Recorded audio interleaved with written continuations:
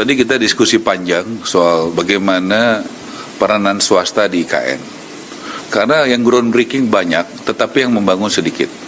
Tadi saya berdiskusikan, Pak Bas juga setuju, di review yang sudah groundbreaking, pengusaha yang memang sudah groundbreaking, tapi memang mungkin tidak jadi membangun atau tidak cepat membangun, supaya itu bisa ditanya baik-baik apakah mau lanjut atau tidak.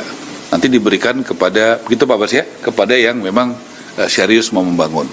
Sehingga kesempatan itu juga jadi produktif waktunya gitu. Jadi tidak usah menunggu misalnya diberi kesempatan 1,5 tahun, tapi ditanya saja satu-satu, di review supaya ada suatu gerak cepat sesuai arahan Presiden Prabowo, supaya langkah-langkahnya juga swasta itu diutamakan untuk bisa menjalankan, melakukan investasi di IKN, terutama bagi yang serius.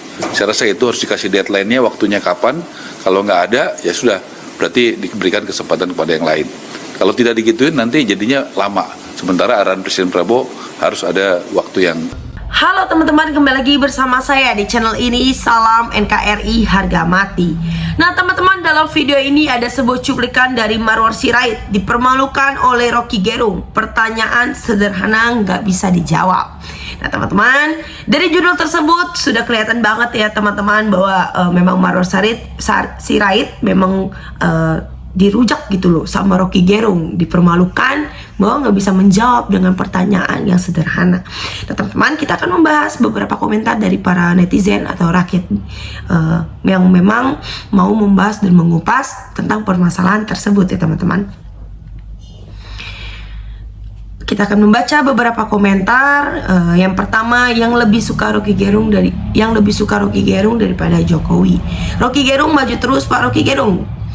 Lebih dari 85% rakyat Indonesia suka banget dikebuli Pak Mulyono. Dan hebatnya lagi nggak suka dibilang kurang cerdas. Sebenarnya seorang Marwar Sirait ini belum pantas menjadi menteri. Hawa nafsunya menjadi menteri terlalu besar sehingga dia harus menjadi penjilat Mulyono supaya dititipkan di kabinet Prabowo untuk jadi menteri. Secara intelektual dia biasa-biasa saja, tidak ada prestasi yang luar biasa.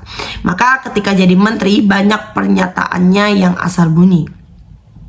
Makanya kalau berkarir menjadi wakil rakyat yang biasa bertanya, tidak biasa menjawab.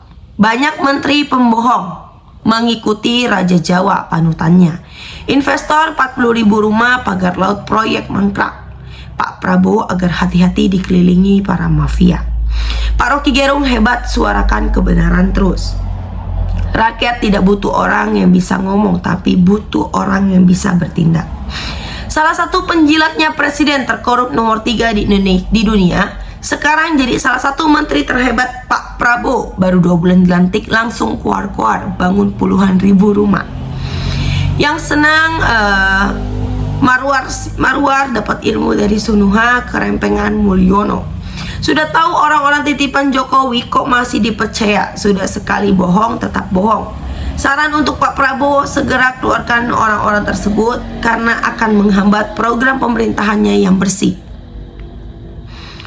Jika para koruptor tidak dihukum mati, maka jangan harap negara kita akan berubah menjadi baik, karena mayoritas penjabat meski disumpah di bawah kitab suci, mereka rata-rata tidak pernah takut.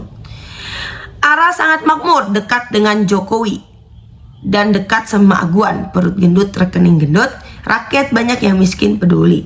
Dulu si Ara ini mati-matian bela Mulyono dan kemudian keluar dari PDIP. Lalu jadi menterinya Prabowo, masih konsistenkah omongannya? Jangan sampai nanti penjilat nuludah sendiri. Pandai omong sudah biasa. Kenapa pribadi yang tak pantas malah dipuja? Jangan mau diadu domba yang suka nyalain orang, lihat dirinya sendiri. Marwar Sirait adalah penjilat Mulyono dan pengkhianat kepada PDIP. Ini adalah salah satu menteri pembohong dan penghibur. Selanjutnya, mana tahu malu tuh si Ara, Bung Rocky.